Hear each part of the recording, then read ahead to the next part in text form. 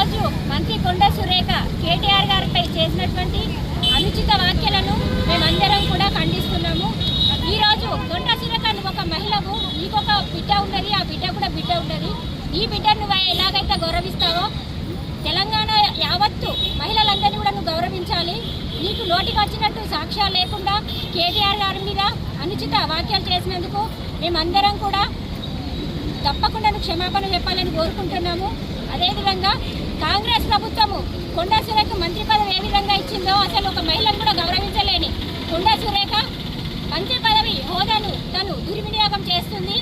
తను కాంగ్రెస్ ప్రభుత్వం వెంటనే తనని బర్తరఫ్ చేయాలని మేమందరం కూడా డిమాండ్ చేస్తున్నాము.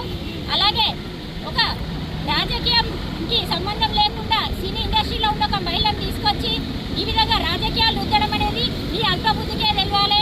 నువ్వు కూడా